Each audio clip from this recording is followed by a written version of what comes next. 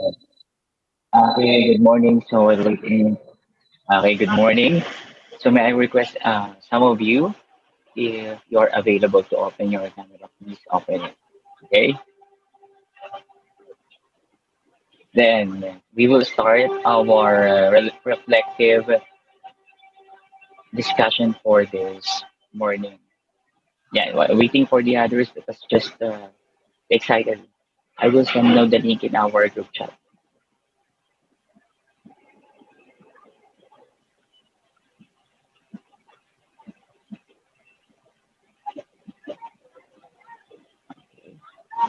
Medyo mabagal. Net natin. Okay. There you go. There's the link in your group chat, so do not forget to click it and then just enter that code. I'm waiting for the others to enter. So we have now 9 students, 10 students.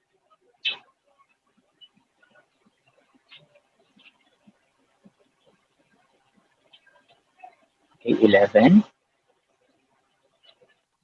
Keep it coming. A lot of you are now in our PD classroom. So let us start.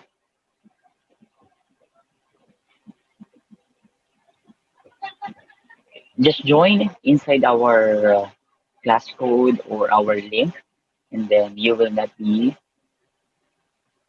excluded. Okay? So, i-join lang kayo dyan. Even nag-start na kami dito ng first part, you will have the chance to join.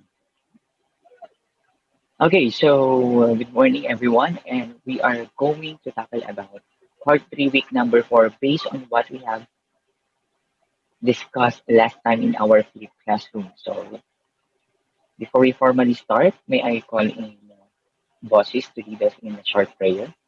Bosses?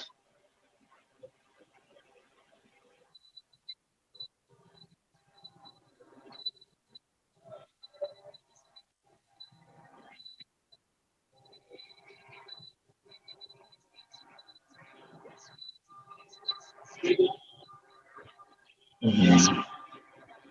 Thank you so much. And right at this moment, Miss Velasco, Louis May, kindly check the attendance. How many boys and girls do we have right now? And kindly put it in our comment section or our chat box. Okay? Please update us. Okay, there you go. So for those who can open their camera, please do it so. Okay, based on the pictures here, I want you to look the different pictures that what we have here.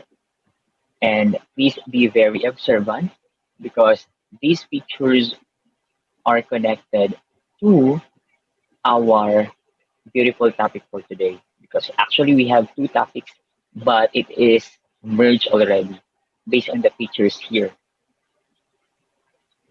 Now, can you guess what our topic is all about today? Based on the two pictures here also.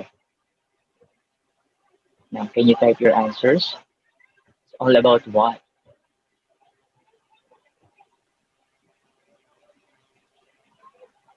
Okay? Siguro yung iba wala pa kasing kinain kaya medyo mabagal pa. Type. Okay, let's check. Mhm.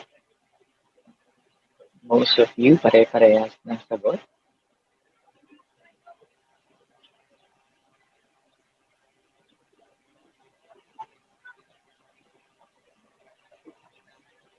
Okay, waves, sound and sound waves. Mhm. That's bad. Okay, now let's check the answer. Who wants to answer from you, class? Anyone? You can unmute. You can unmute, class.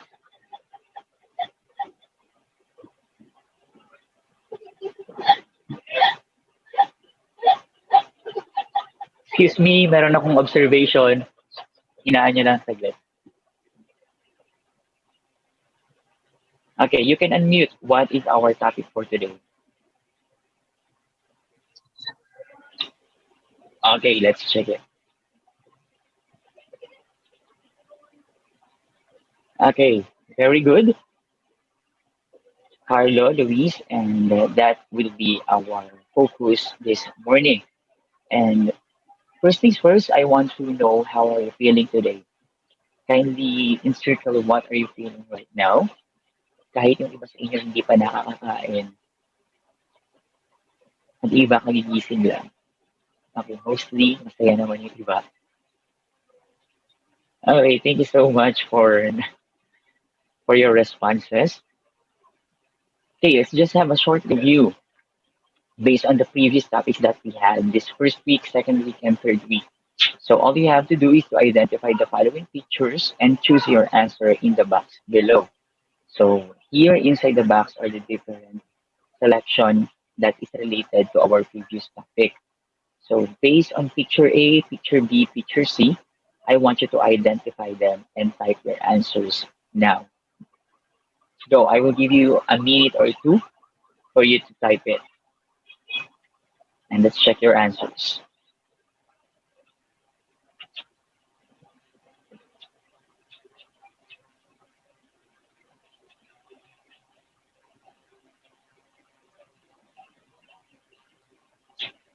Okay, very good. Yung iba mabilis mag-type ha.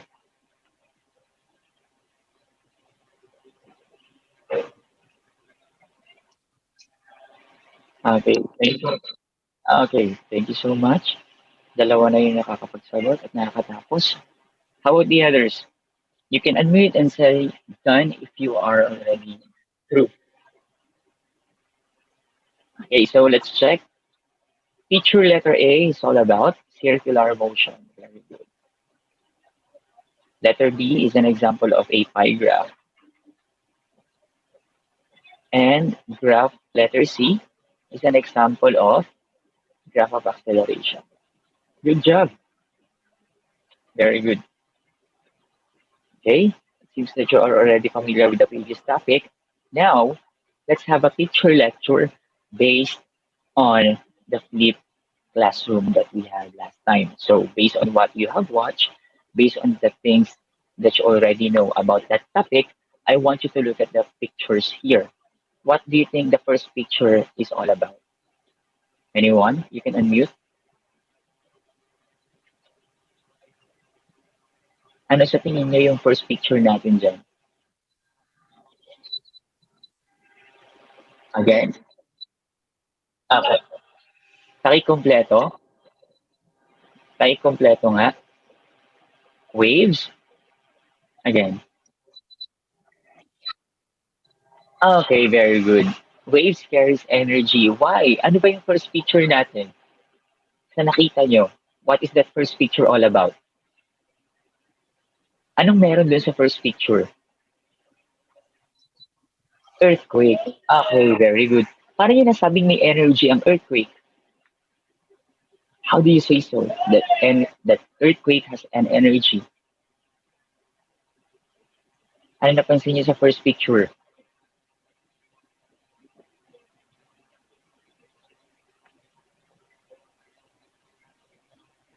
Anong meron sa first picture? Ba't nyo nasabi? Okay, very good. Ano pa? Anong nangyari dun sa paligid right after the earthquake?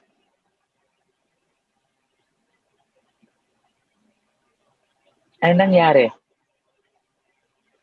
Dun sa mga buildings, sa mga bahay.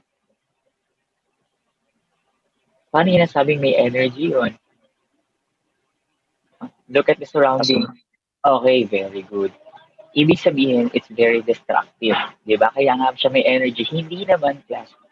Okay? Hindi naman masisira yung building or the building will not collapse. It will not be broken apart or torn apart if earthquake doesn't have energy. But since it has energy, kaya nasira or nagkaroon ng destruction doon class. Nakaintindihan? So that's the reason why waves carries energy. Okay? So kahit anong waves yan, it always carries energy. Yeah. Let us check if you are correct. Very good. So it carries energy. Next, for the second picture lecture, we have here a basin of water, and then we have here finger or a hand touching the still water. because we can consider that wave is a blank. I want you to type your responses.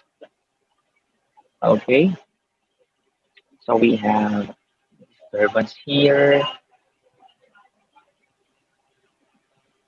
disturbance here, here. Very good. So the correct answer is what, class? Can you unmute? What is the correct answer?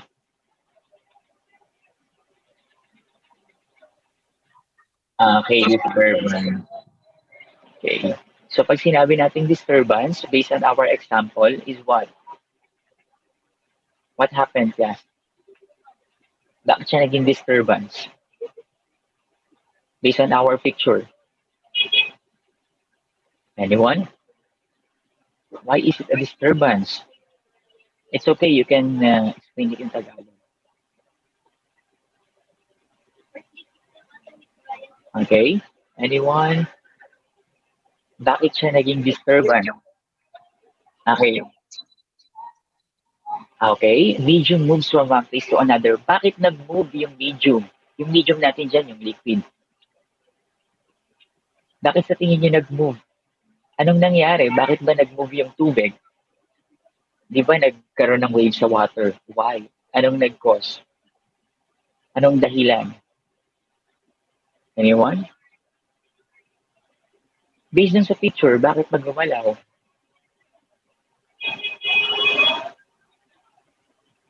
Tingnan niyo yung picture, class. Look again. Just look at the picture. Anong nangyari dun sa picture? Bakit nagkaroon ng wave?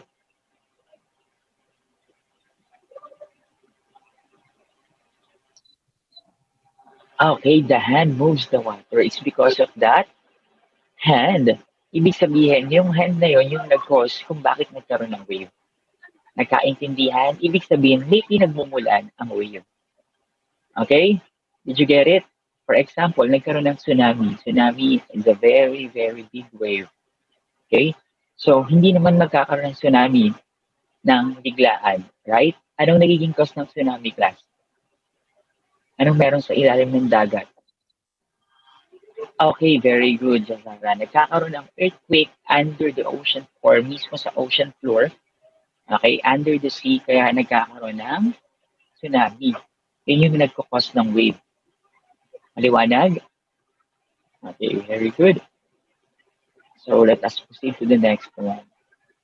So what is the first one? Waves. You can unmute. Ano yung una natin? Waves. What? What is our first? Okay, very good. Waves carries energy. The second one, wave is what? Okay, wave is a disturbance. So do not forget that. Wave carries energy and wave is a disturbance. Okay, let's proceed to know more about waves. Now, you already know about the two types of waves based on our flip classroom. This type of wave and then this type of wave. Will you please read the first type of wave? Anyone? Will you please read? Okay, very good. Some of you can identify.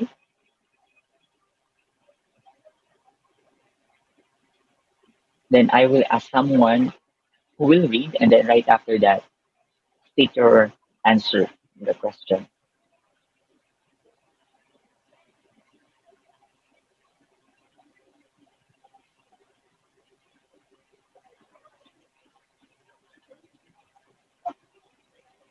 Okay, so far, unanimous ang sagot. The first one is longitudinal. The second one is transverse. Okay, we will check it later. Okay, anyone from the class? Read and then answer. Okay, go. Read and then answer.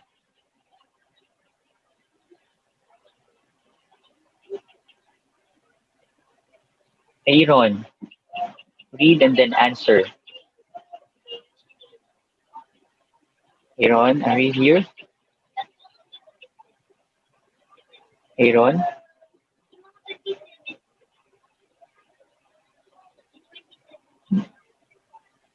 Okay, bosses. Kindly read and then answer.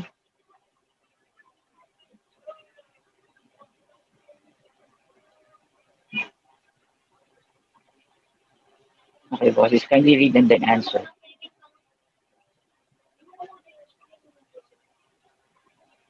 Bosses, are you here? James, kindly read and then answer.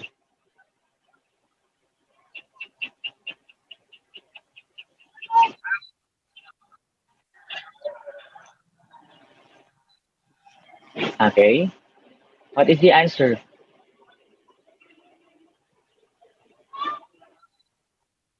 Okay, the other one.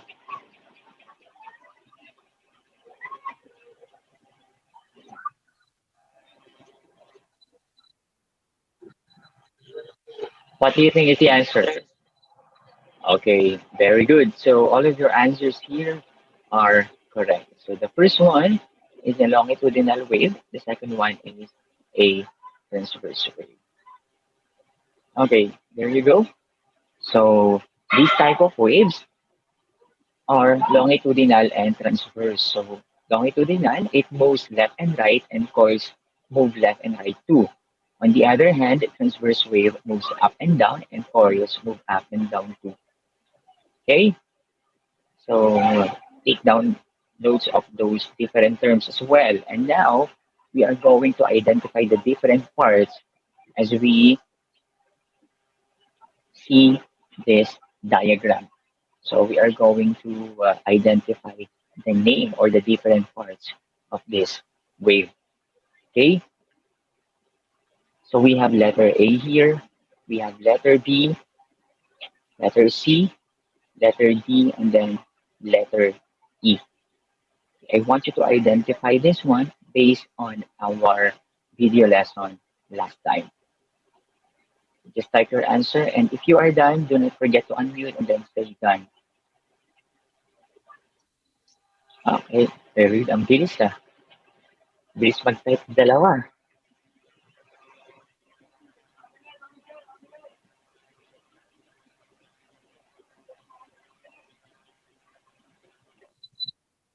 Okay, good job.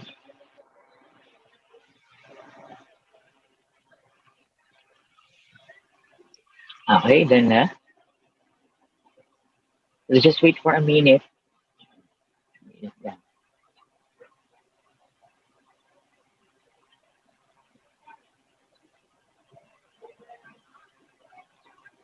Okay, anyone who wants to state his answer or her answer. What are the answer for this parts of a wave?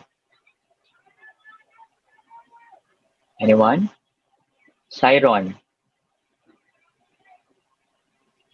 Ito si Carlo tapos na eh. Carlo, will you please state your answer? Then let us check if your answers are correct.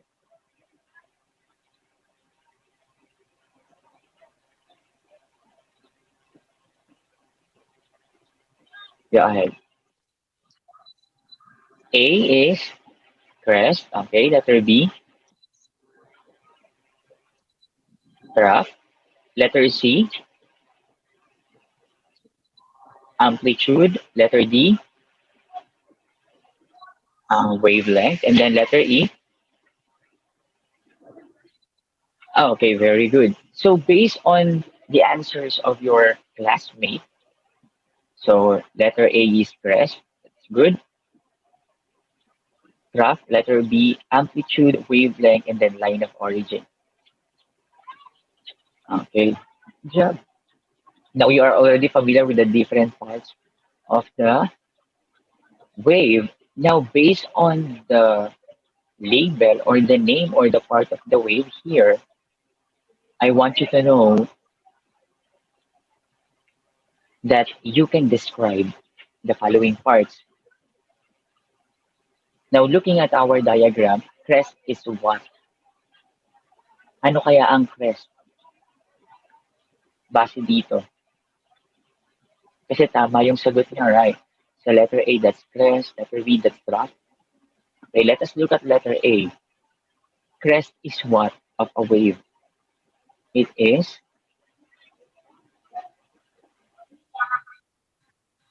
Okay, very good, Jamela. This is the highest point of a wave.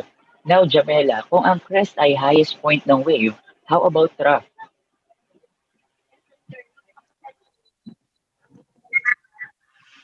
Okay, the lowest point of a wave. Very good. Okay, how about amplitude? Anyone? Ano naman ang amplitude? Based dun sa picture natin dyan.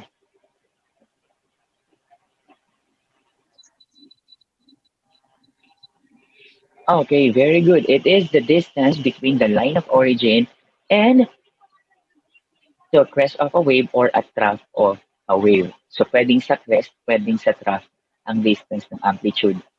Okay? So, sa amplitude na to, class, dito niyo malalaman kung gaano kalakas ng isang sound or hindi. Pag mataas ang amplitude, mas malakas ang sound. Pag mababa ang amplitude, mahina ang sound. Okay? Nagkaintindihan? Kaya nga, meron tayong tinatawag na amplifier. Pag sinabi nating amplifier, ito yung nagpapalakas ng tunog natin. Diba? Kapag may amplifier kayo sa bahay, parang disco na yung bahay nyo, parang may party-party na sa bahay nyo because of the amplifier. Okay? Ine-enhance na yung sound at nilalakasan niya lalo yung sound. Now, how about wavelength? Anyone? Wavelength. You can raise Ethan. Ayan, nag-unmute si Ethan. Speak louder, Ethan. Again.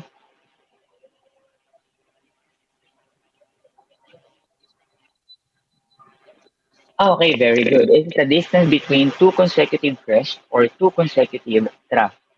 Yung pagitan ng isang wave sa crest, isang wave dun sa crest, at isang wave dun sa trough, isang wave dun sa trough din, yung distance between the two of them is what we call wave length. Okay? Yung wave ng length, isipin nyo na lang ganun. Okay, how about the next one? The last part is the line of origin. From the word itself, line of origin, what is it?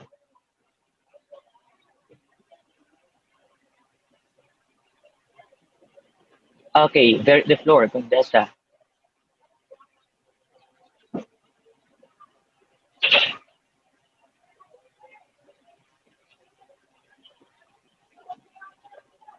Condesa, you can unmute. What is the line of origin?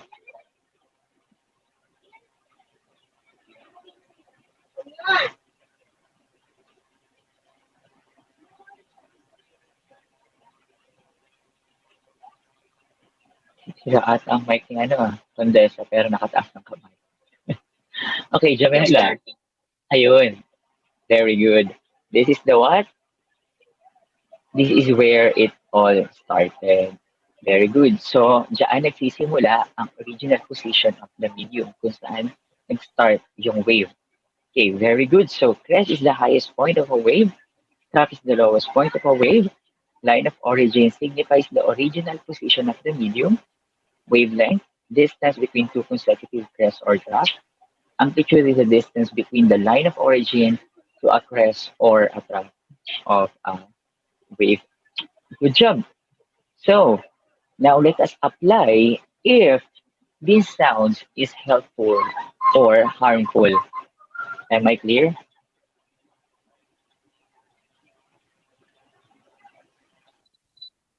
Okay, so let us start.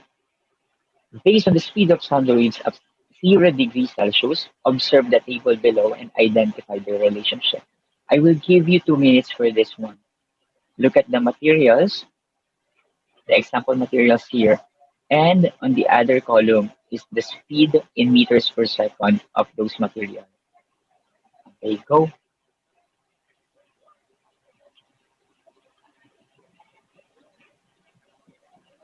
Look at the relationship of the material and then the speed of sound.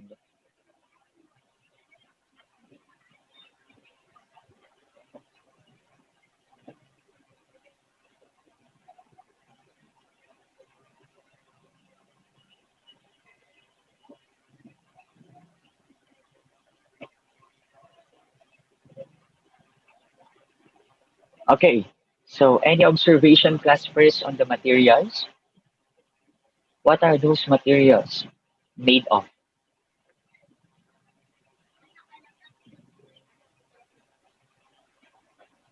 Okay, class. Based on your observation, ano yung mga materials na yon?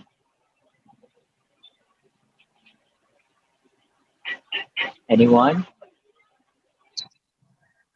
Okay, very good. Paano mo nasabing solid, liquid, and gas? Ano yung mga solid dyan, Carl Luis?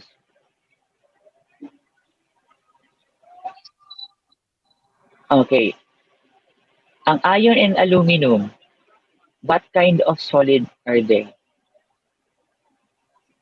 Anong solid sila? Wood, syempre, alam na natin, kahoy. Yung iron and aluminum, anong klaseng solid yan? Starts with letter M. Very good, James. Metal. Okay, very good. Okay. Mineral sila, very good. But pag sinabi nating aluminum and iron, those are metals. Okay, wood. Alam natin, that's kahoy. Okay, galing sa bark of a tree. Now, how about which one is a liquid? Mahirap yan. Which one? Okay, very good. Water. How about air? Or, sorry, how about gas?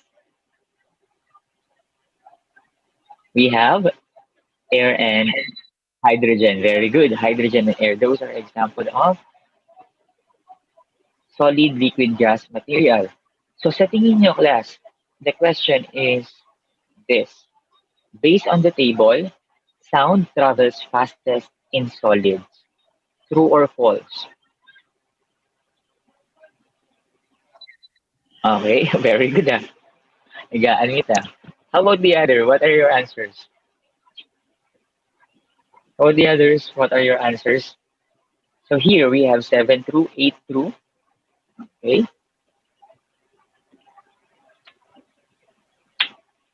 okay, 9 true. The correct answer is true. That sound travels fastest in solid. Okay, next question. Sound travels slower in water, air, hydrogen, and hydrogen. Do you agree or disagree based on what you have observed a while ago?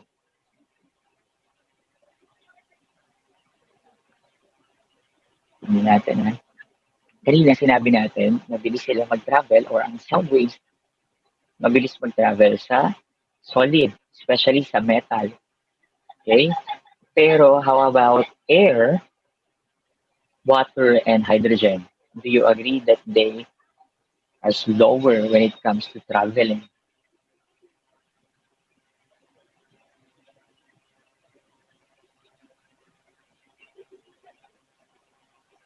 Okay, agree. Sino kaya nag-disagree? Isa nasa gitna pa. O hindi lang nagalaw talaga yung dot. Okay, very good. Because it is slower in water and air and then hydrogen. So basically, it is slower in liquid and slowest in air. Okay, pinakamabilis sa solid kasi ang particles nila class ay dikit-dikit. Their particles are tightly packed together. On the other hand, water or liquid has loosely packed particles. Medyo hiwa-hiwalay kaya siya nagpa-flow. And air or gas, this is the slowest speed of sound kung paano sila mag-travel. Why? Because their particles are very distant to one another. Meaning to say, masyadong malalayo yung particles ng air. So, kaya ganun siya kabagal. Okay, very good. So, you understood our helpful and harmful, but we have more. So, will you please read this one? Sound travels fastest in solid. Mike Anthony, will you please read?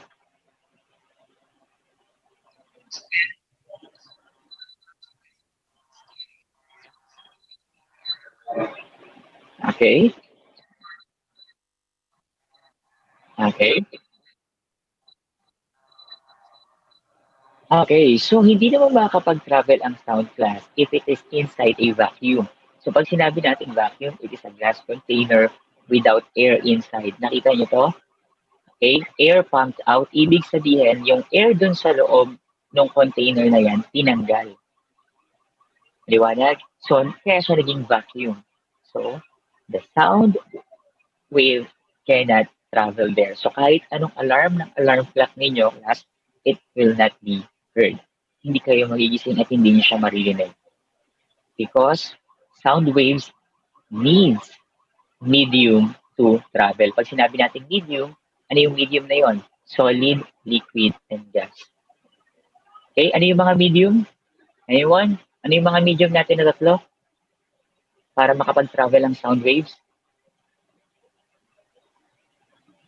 Ano yung medium? Micaela. Okay, very good, Carlo. So we have solid, liquid, and gas. Very good, Joanna. Solid, liquid, and gas. Yun yung mga medium natin. Kaya ang earthquake,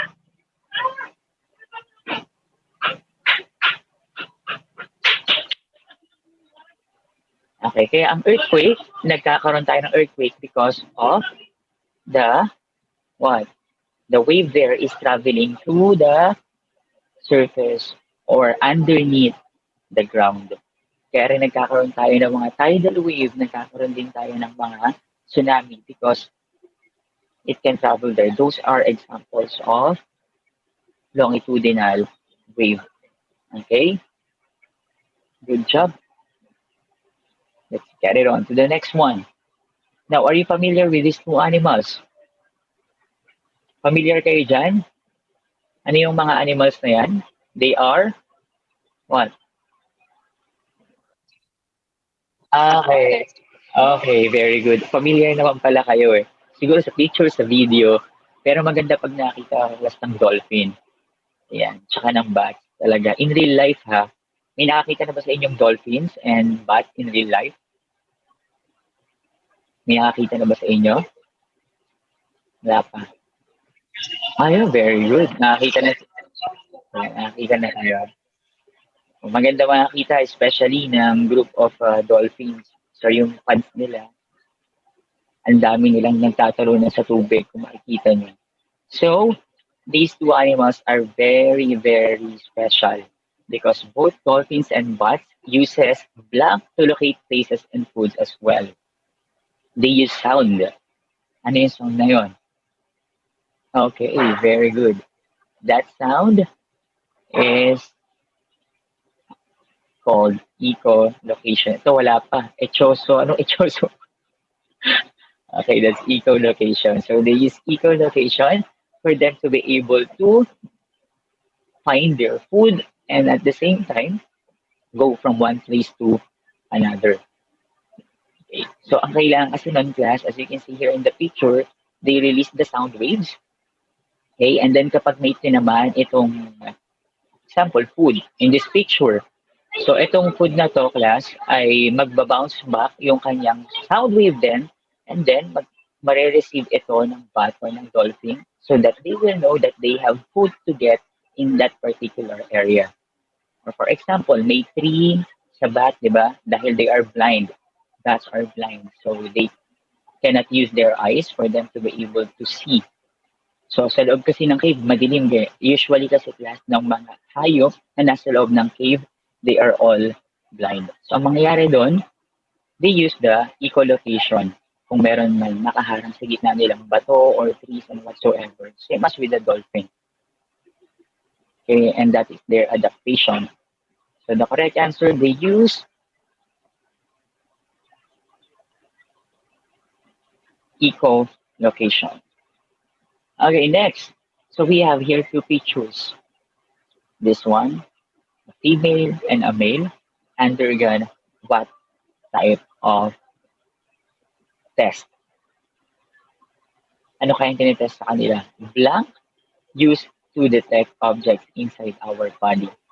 Here in this picture. Okay, very good. Familiar kayo dyan. The correct answer is, what is the correct answer? Anyone? Okay, very good. The correct answer is ultrasound. It is to detect the objects inside our body. Nakakita na ba kayo ng ultrasound, class? Di pa kayo nakita ng ultrasound?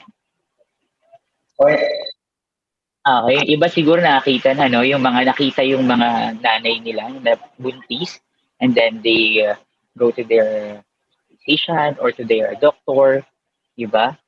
And then magpapa-check up sila, especially ng baby. Pero not necessarily, class, hindi laging buntis. For example, may nararamdaman ka sa tiyan mo, may masakit. So, pwede kayong i-ultrasound. Hindi lang pag sinabing ultrasound, para lang to sa mga buntis. Okay? Because it can detect something inside your gastrointestinal area. So, pag sinabi natin gastrointestinal, yung part ng tiyan natin. Okay? So, pwede yung makita through ultrasound. So, how this ultrasound works?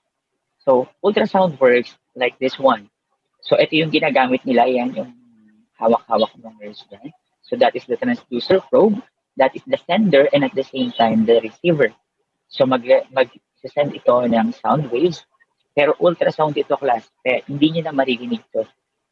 Okay? Hindi nyo na maririnig to. This is not audible anymore. So, kapag nakapag-release siya ng sound waves and then yung object na yon tumama din sa sound waves, magbabounce back yung sound waves. And then, the transducer probe will become the receiver. So, magkakaroon ngayon ng reflected wave doon at nakikita yung image na object na yon dun sa monitor. Okay? Kumbaga, para siyang same like ng echolocation din. Echolocation na kung saan nagbabounce back yung wave or yung reflected wave hanggang magkaroon ng image dun sa monitor yung object na yun. Nakaintindihan? So, ganun gumagana ang ultrasound. Next, let's do this. Now, can you open your camera? Gusto ko lang makita ng mga gagawa niyo po.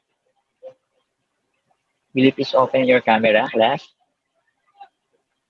Open yung camera. And then, let's do this. I want you to hold your neck like in the picture.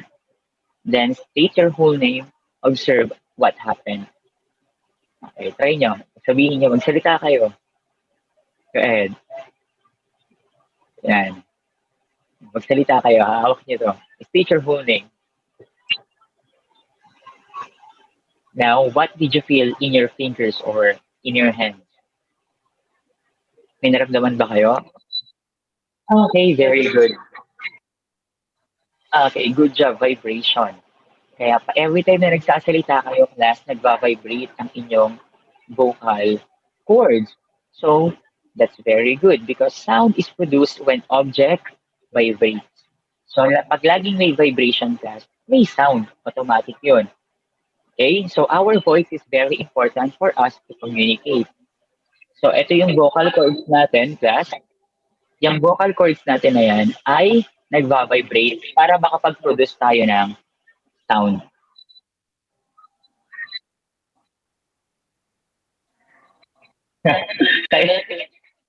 Tyron, may turn off. Okay. Ako pinapagalitan na si Tyron, ha? Okay ka lang, Tyron? Okay ka lang? Okay pa naman siya. Okay, so this is the vocal cords. Yung vocal cords na yan, class, nag-vibrate yan for us to produce sound. Para naman makapag-pronounce tayo ng words, it's because of our tongue. Okay? So yung vocal cords na yan ay nag-vibrate para makapag-produce ng sound. And the words that we speak is from our lips and our tongue. Okay, next. Now, we are almost at the last part. The question is sound helpful or harmful? Is it helpful or is it harmful? Now, for you, class, is it helpful or harmful? Is it a thumbs up or a thumbs down? Let's give it a pulse. Okay, most of you disagree, thumbs up, but there is may magta-thumbs down kaya.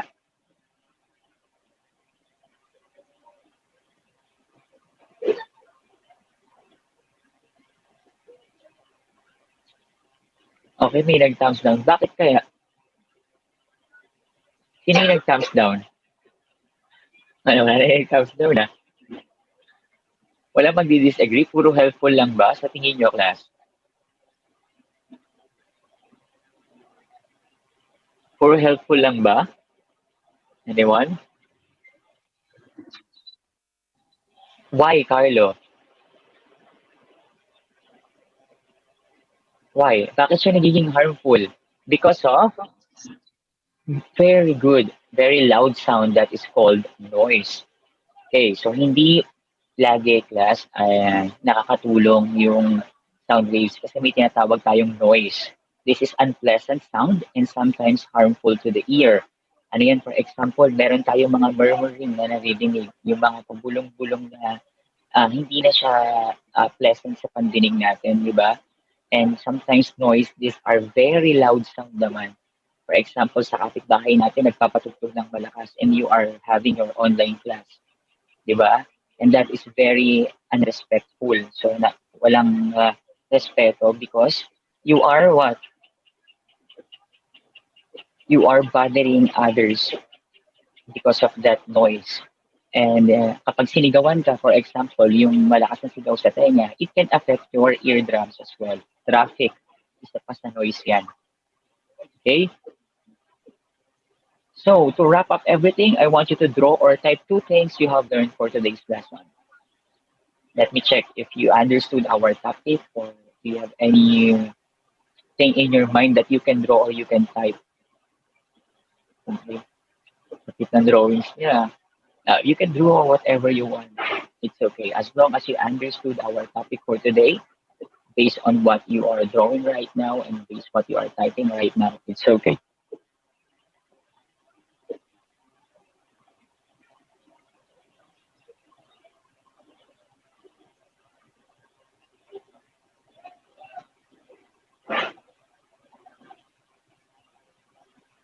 Galing, mga artist pala kayo eh.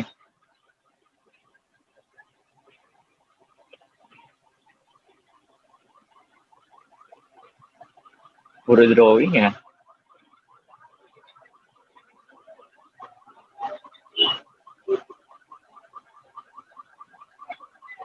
Okay, very good. It seems that you understood everything.